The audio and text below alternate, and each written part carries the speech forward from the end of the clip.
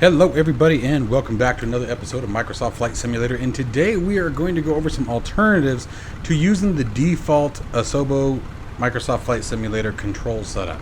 I have personally just sort of at my wit's end with it, and so I went searching for some alternatives, and I think I found one you guys are really going to like, so stick around if you're in the same boat. If you are interested in learning how to fly the A320, consider checking out my Overkill's A320 guide. This guide is available on either my Patreon site or via PayPal donation. PayPal donation, $10 or more. Just be sure to specify which guide you're looking for, as I have more than one. Patreon site, tier 2 or above, again, $10 a month, but that gives you access to all the guides that I currently have available, and then all that are coming in the future.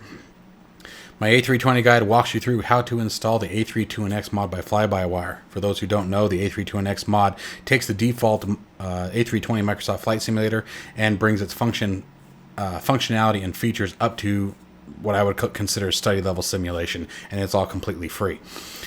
So be sure to check that out. This guide walks you through everything from creating your flight plan into SimBrief, reading your flight plan in SimBrief, entering your flight plan in Microsoft Flight Simulator if that's how you choose to do so in the main menu or in the main map, full cockpit tours, walking through every button, switch, etc., letting you guys know where all the different panels and what the different options are, different displays on the screen and icons and things that you may experience while in flight and what they mean and how to read them and interpolate the information being displayed, the preliminary checklist before startup, starting up the aircraft, taxi, takeoff, navigation, your altitude management, features of the MCDU that aren't related specifically to the A320 but are available because of Flybywire and their efforts, how to break down a flight route, understanding what you're looking at so you can take this information, use it in future flights, rather than just copying and pasting information that you're seeing on a screen or on a document, how to acquire some more information that's provided in the A320, specifically the A32NX. The different gauges, again, understanding what you're looking at versus just, powering up and going, getting some of that background information to solidify your flight, looking at approach plates, departure plates, SIDS, stars, all those things that we have to consider when doing an IFR flight, managing your descent, when to start your descent, as well as the approach and giving you goals of where you want to be at specific points, and even the missed approach. For shutdown, we go through the startup or the cold and dark and the turnaround status. So again, if you guys are interested in a guide like this and interested in learning how to fly the A320, consider donating or subscribing to Patreon to acquire your guide. Okay, so first, obviously, a little bit of backstory would probably be helpful here. The most recent event would be that I recently got moved into a new house, finally got to break out the Bravo throttle quadrant again from Honeycomb. And when flying around the other day on my stream, I was unable to bring the landing gear down. Long story short, did an emergency landing. We did a belly landing in the sim, but then went up and tried it again. And whether I use the mouse, whether I use the keyboard, whether I use the controls on the Honeycomb, the only way I could get the landing gear handle to come down was to completely unplug the Honeycomb. Then I went through and unbound every single control, deleted all of my profiles for the Honeycomb, and lo and behold, this time around, everything's working fine. But I decided I was tired of going through that, and I wanted a different solution, something that was external to the simulator. And so that brings us to this guy here. This is called SPAD.Next, and I honestly forgot all about this software. I had tried this software out a few years back when dealing with either X-Plane or P3D. I can't remember which one I was messing around with at the time. But it is an absolutely amazing software that offers integration through SimConnect, FSUIPC, as well as direct input and keyboard commands. It gives you integration capabilities through external gauges and radio stacks, custom built cockpit equipment that you may have. It's just a really diverse piece of software that offers a ton of capability for flight simulation and even racing and truck driving simulation. There are uses with American Truck Simulator, European Truck Simulator, as well as iRacing. So a really awesome piece of software. Now you can see this, it is subscription based, but this is the price per year Okay, so it is not, this is not a monthly price. It is a yearly price for the subscription to get your updates. You do get a 14-day trial. As far as I can tell, it seems fully featured. So it doesn't seem to be an issue as far as, limited capability during those 14 days. It sounds like you can install it and use it to its maximum capability and then decide if you want to keep it. So I highly recommend it, guys.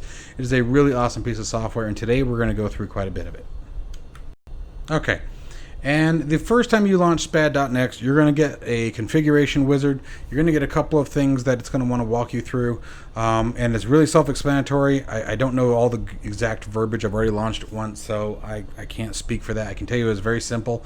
However, the very first time you launch it, do make sure to launch it in using the administrative mode, or run as administrator. And that's because there are a couple of Windows power management settings that you will want to change. That can be done automatically if the application is launched using the administrator.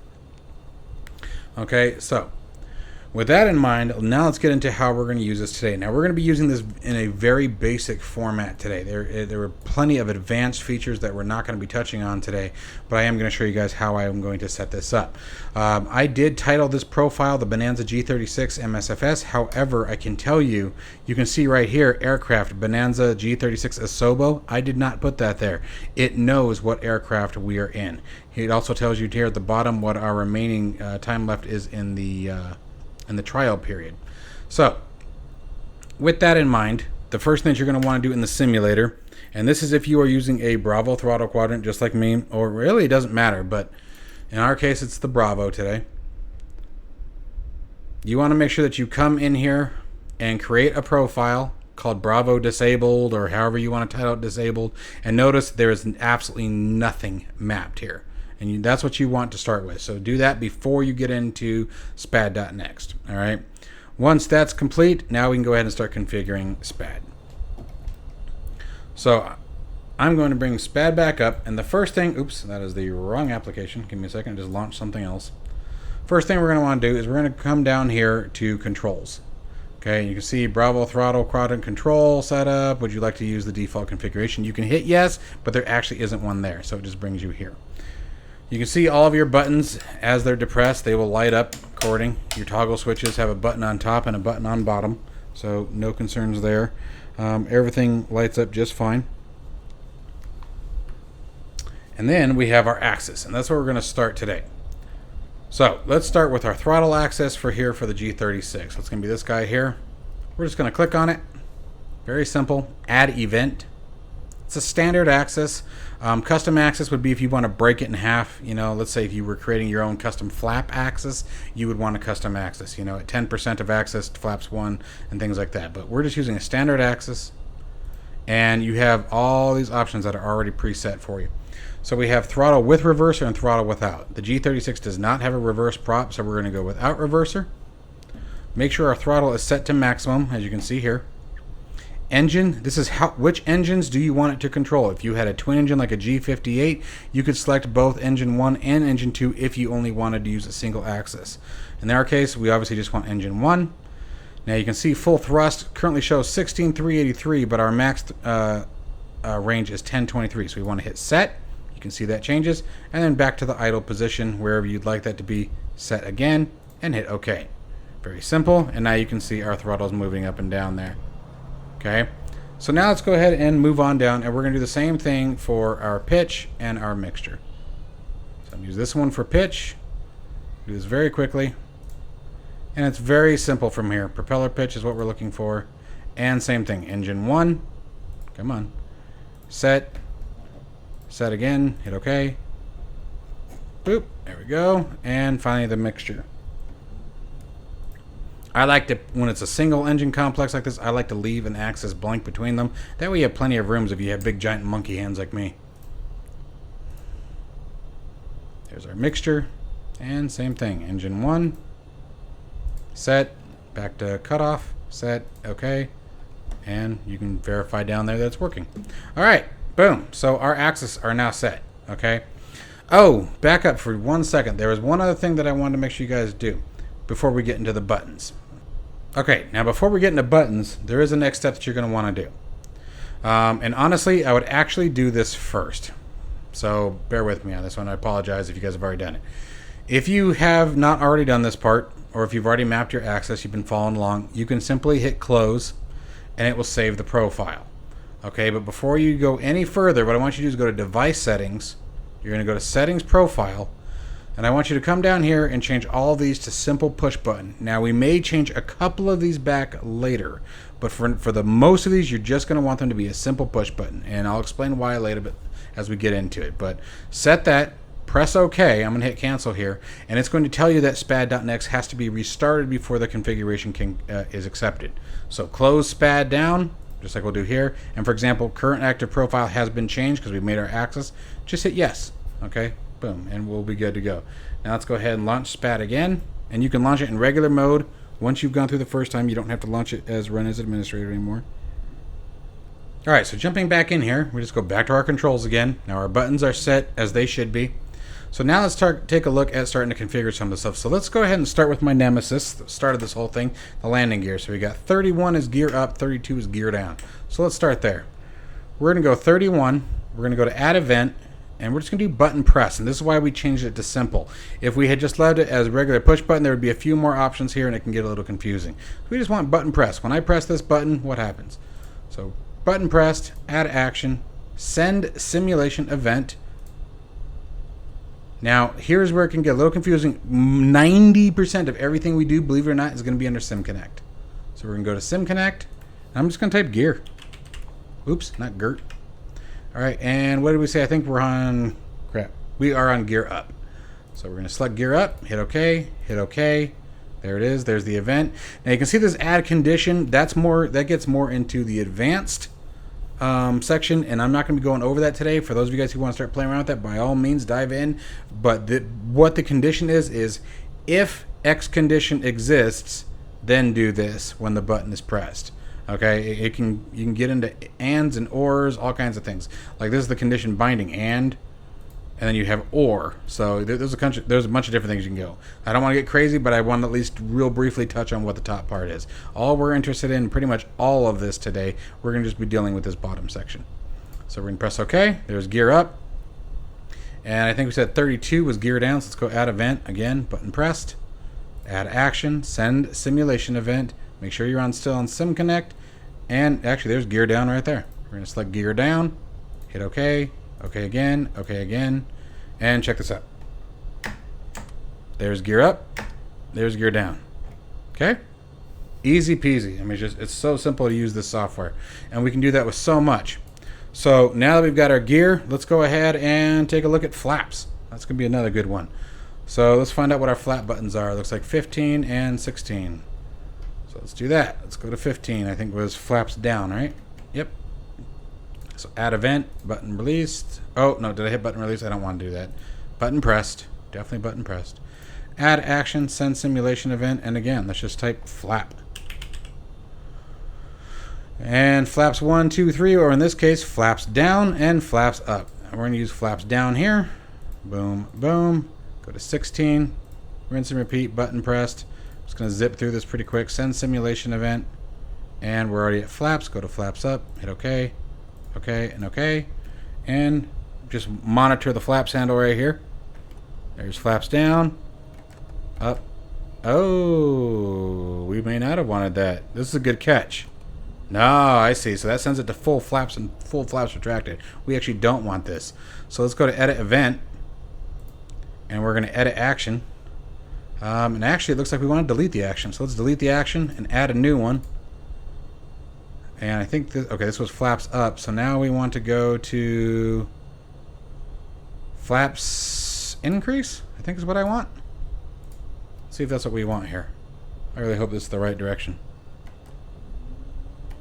Okay, that is it, but I have it in the wrong spot. So increase is going to be flaps down, so we want 15 on that one. So let's delete both these events. Let's just come back here. Delete event and do it again. And this is where it can get a little confusing. That's why I'm not cutting this part out of the video, is I want you guys to see that some of this can get a little, all right, what the hell are we actually doing? And you know what? I just want to make sure we're on the right button. Yep, we are. All right, so add event, button pressed, add action, Send simulation event, flaps increase, hit OK, OK, OK, and then decrease, obviously, for 16. Add event, button pressed, add action, send simulation event, and we're looking for flaps decrease. There we go. And then when we come in here, there we go. Now you can see that flap handle moving without issue. All right, cool. So that's good. Let's see what else. What's going to be next here? We're going to be looking at something like,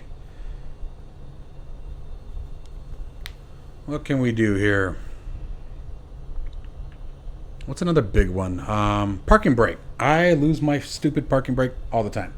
So let's deal with the parking brake. And I will tell you guys on my, it's not numbered, on my Bravo throttle quadrant, there is one toggle switch. If you're looking at your Bravo, 1, 2, 3 in from the left is not, it's a dead switch. It's not registering here at all.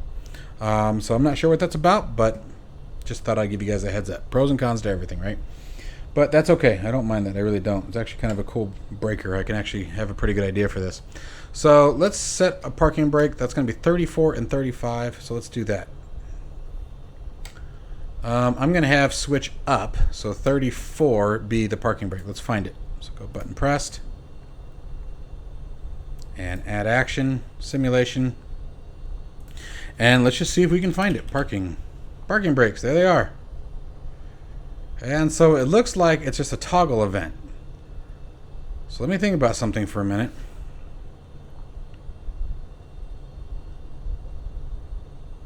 I guess it would be the same either direction. So because it's a toggle like that, it's just parking brakes, an event like that. Whatever, yeah, so you see right there. There's the parking brakes. If I push it again, so it's going to switch it back and forth. So it's basically going to be the same event on both controls because it doesn't have parking brakes on, parking brakes off. We'll try one more thing.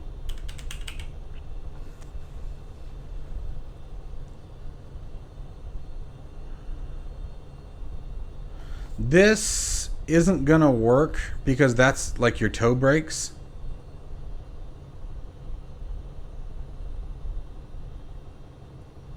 Yeah, looks like we're stuck with this, guys. That's okay. So let's just set it. Be good with it. Move on, right? So that still gives us the option, though. No matter what I set, whatever the opposite will happen, right? So, boom. That is nice. What do we got next? There's our parking brakes. Pitot heat. Another real big one that, personally, I forget all the freaking time. Here, I'm going to actually release that, then flip it up. Let's go find the pitot heat.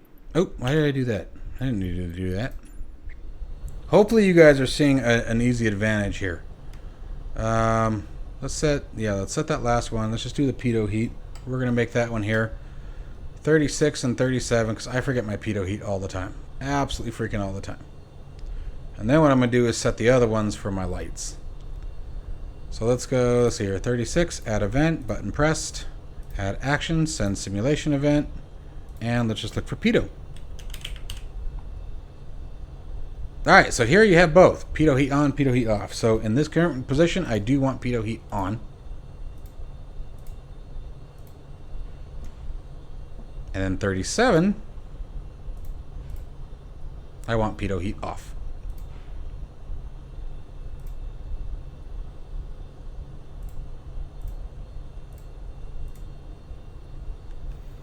And we can come back in here and let's check it out. Where's our pitot heat? There it is. Pitot heat on, pitot heat off.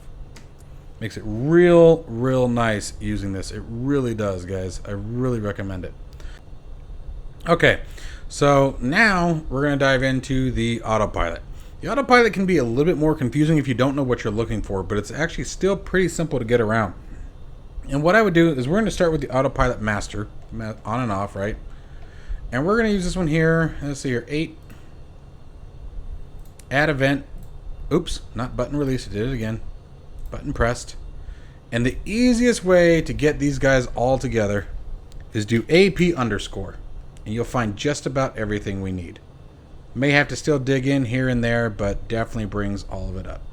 All right, so first we obviously need autopilot master mode. There it is. Let's throw that guy in there. Boom.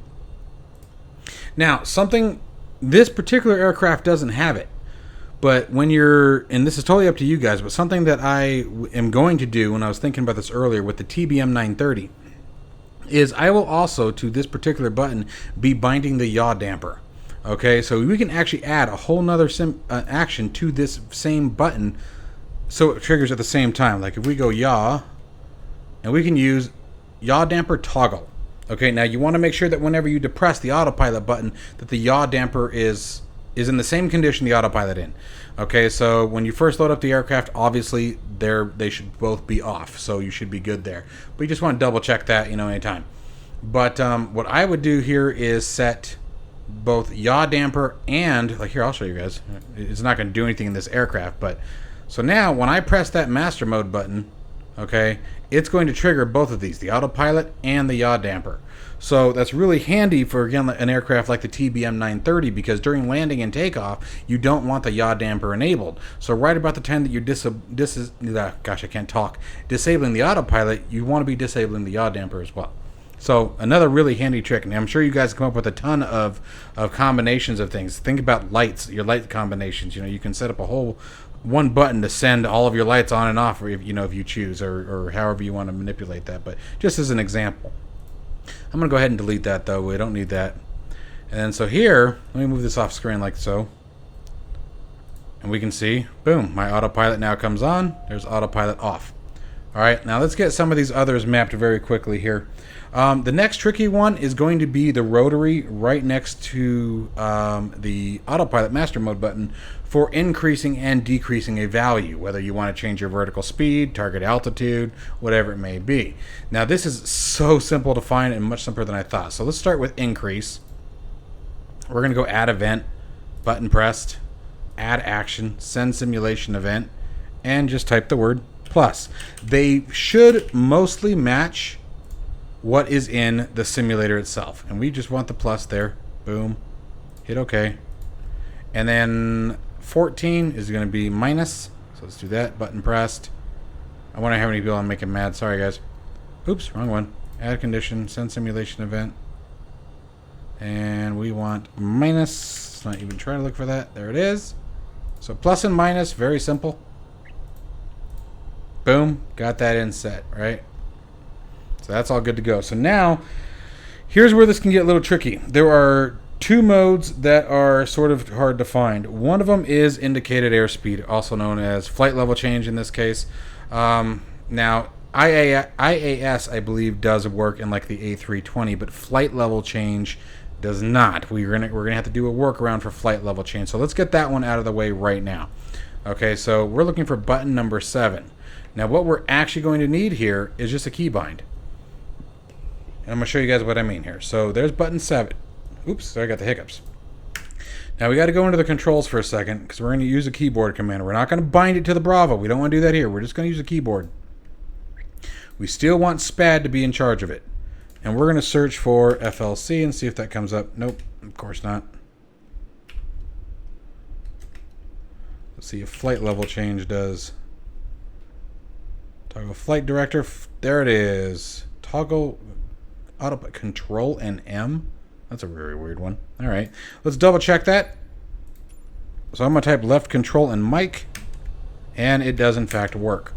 So we're going to do the same thing here because there isn't one in the SimConnect, and that is a fault of Asobo / Microsoft. It's the SDK. The SDK does not have an FLC option. You can look up flight level change, you can look up FLC, you can look up autopilot flight level, you can do anything you can. You're not going to find it. And this particular aircraft has flight level change. So what we're going to want is we're going to want button press, just like before, add action, but we're going to come all the way down and go to keyboard. All right. And so now we're going to press and release key. We do want that. And keys assigned. So we're going to do assigned, control, and mic. So left control and mic. We are done assigning. So we're going to hit assign again to stop the recording and hit OK. Okay? And it even gives you a duration. We can edit that if necessary, and I'll show you why we would in case it doesn't trigger. But if it triggers, we don't need to. And it's working just fine. There we go. Okay? So that's how you get around that one if you run into that issue where you cannot physically find a SimConnect command. Just go in there and use a keyboard binding. All right, so now we're just going to zip through and do the rest of these autopilot commands. So the next one is going to be vertical speed. So let's find out what button that is. We're looking at number 6, add event. I'm just going to go through these pretty fast here. Send simulation, and we're going to do the autopilot underscore again. And see, they have airspeed hold, okay, and then there's a speed hold, yeah, they don't work for the flight level change. Autopilot speed mode, there's one. Yep, that one doesn't do anything either. But here's our vertical speed, and we want vertical speed set, okay, or vertical speed hold. Sorry, VS hold here. That's the one that we're looking for. Boom, hit OK, hit OK. That one's done. Go to Alt. Number 5 here, button 5, we're going to do altitude hold. Add action, send simulation event, autopilot altitude hold right there. Hit OK. Boom, boom, that one's done. Next one is reverse or back course. Okay, so this one is going to be a little tricky. Don't look for reverse course. You want to look for back course, which is, it should be BC if memory serves. There it is, BC hold. That is if you have a flight plan and you're part of the way down your flight plan and you need to turn around and go back to your destination, you would use back course. Let's see here, or your departure if you needed to turn around and go back to your departure. And next one is approach mode. Add event, button pressed, add action, send simulation event, and let's find it. What did I say that was? Approach. There she is, approach hold. There it goes. Boom. Hit OK and OK. See what I mean? Like, this gets really fast once you get it down. Next is nav hold. So this is nav mode for our GPS. And we're going to scroll down. Autopilot underscore. Not N1 hold. Nav 1 hold is what you want. Okay. Boom and boom. And then finally we have heading mode, over here on 1. Add event, button pressed, add action, send simulation event, and let's find autopilot heading hold. There it is, boom and boom. Okay, so we have all of our autopilot modes now mapped and functioning. Next, we need to, if you're on the Bravo throttle quadrant, how to select the bugs. So let's select our bugs. And it's going to be the same thing. So we're going to start with altitude, add event. Oh, let's make sure we're clicked on the right one. There we go. Add event, button pressed, add action, send simulation event. We're still going to be in, what actually we can do is go to bug. It's probably the easiest way to do it. Look for bug. Okay, and altitude bug select. There it is. Boom. Hit OK, hit OK. All right, next one is vertical speed. Now we're going to look for vertical speed bug. Add event, button pressed. Add action, send simulation event. Let's look for bug again. And let's see here. We don't want VSI. Oh, yes, we do want VSI bug. That should be it, right? I believe that is correct. Let's go boom, boom, and boom. And next is our heading bug. Add event, button pressed. Add action, send simulation. Let's go to bug again. Heading bug set right here.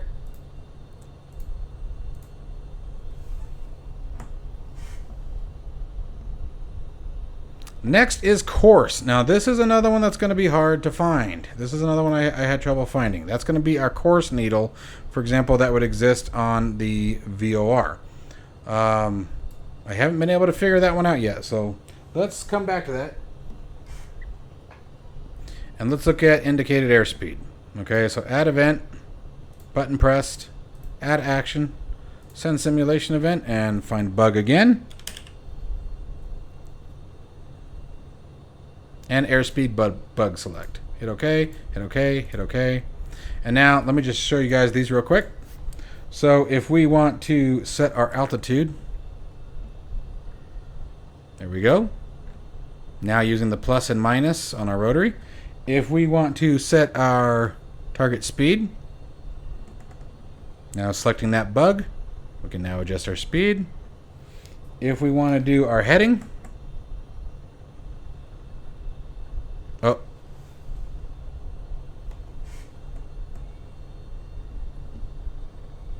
Interesting. Okay, our heading bug is wrong. Let's find out what's going on with that.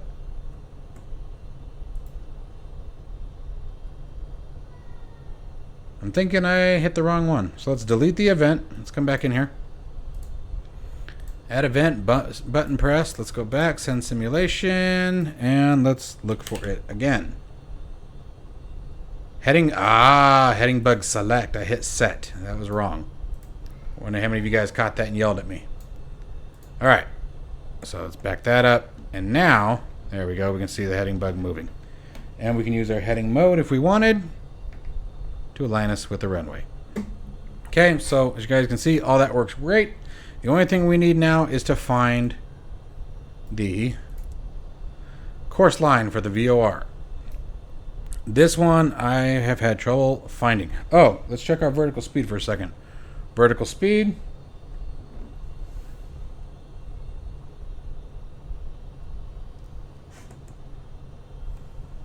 Should have been VSI, and it is indeed.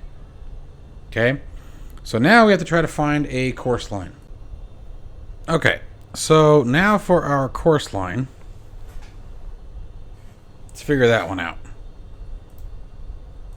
Add event, button pressed, add action, send simulation, and let's look for VOR.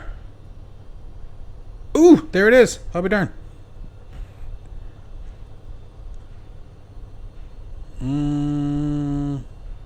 But is that the bug? Guess we'll find out.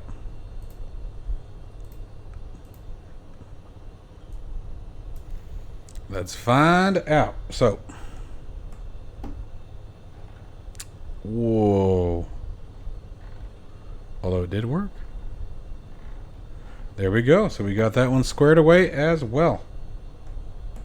Not sure what that spin was about, but it worked. Alright guys, so that is all of our autopilot controls now set. Everything's working absolutely fantastic. So I hope this has helped you guys out. There's so many options. Oops, I just killed the engine. There are so many options that you can do with this particular software. It really just, it goes endless. Everything, I mean, we haven't even gotten to thrust reversers or cutoffs or spoilers and things like that. I mean, just there's a ton of option that you can do with this software, and I highly recommend it. And you know, I'm just, as I was reading this, as I was making this video, I just read on Discord of one of my you know, Discord members who were complaining about the autopilot being stupid with the Bravo. A completely separate issue, you know, and it's just, I ran into this with so many different things. I get so tired of fighting the control schemes in Microsoft Flight Simulator. I love this simulator. I wouldn't put up with all of his nonsense if I didn't. Yeah, this is definitely, I feel like, one of the best solutions to many of the issues that are going on with the sim as far as the control schemes go. This is a very, very robust and very feature-rich piece of software. For basically $20 a year is what I would recommend. I'd recommend buying the full version. It's absolutely worth it to me. And you can actually pay for a lifetime subscription as well. Like $50 or 50 euros, what this comes down to. So probably like, what is that, close to $60, I think. Again, I don't remember the conversion, who's higher and lower. I'm pretty sure that's about 60 US dollars. For this software, I will absolutely pay that. I'll probably be doing the lifetime subscription, honestly, because the software does so much. We haven't gotten into these panels. These are all the radio panels. You have multiple profiles. You can have different add-ons and different configurations. It's got a bunch of different settings we didn't even get a chance to touch into today. I mean, it's just awesome. And each of these can be set based on the aircraft, as you can be seen down here. As I change aircraft, the SPAD.Next knows it and will ask me to create a new one or copy the existing profile. There's so many things that we can do we didn't even get a chance to get into today, guys. Again, I highly recommend this. This is probably one of the best and most user-friendly control softwares that I've seen in a very long time. And I think that's the biggest thing, is feature-rich and user-friendly as can be with the way some of these features work. I mean, it's a great starting point. Let me know what you guys think down in the comments below. I hope you guys enjoyed this. I certainly am definitely going to keep at it with this software. So anyway, you guys have a great night. Stay safe, stay healthy, and as always, I will see you in the next one.